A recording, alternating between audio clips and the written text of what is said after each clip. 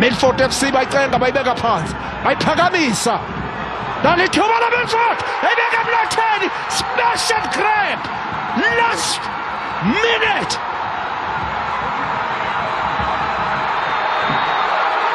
ekhaya uMhlathuze Sports Complex wajonga amaxesha uAlan Freeze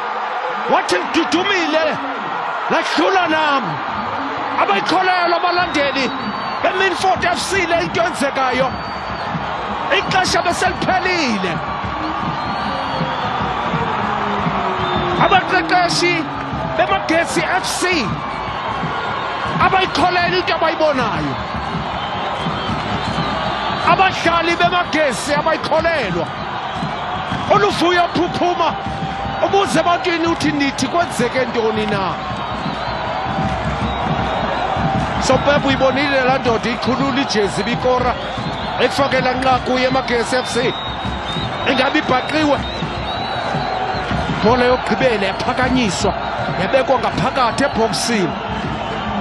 it's volley ebuhlungu the super sub ngokwayo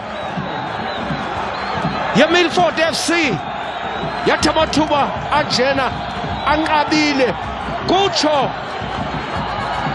uKhanyisani Radebe walithatha lo bhola wayibeka emnatheni awugqibo wakhulula impahla yakhe akayikholelwa naye umtaka bawuRadebe le into enzekileyo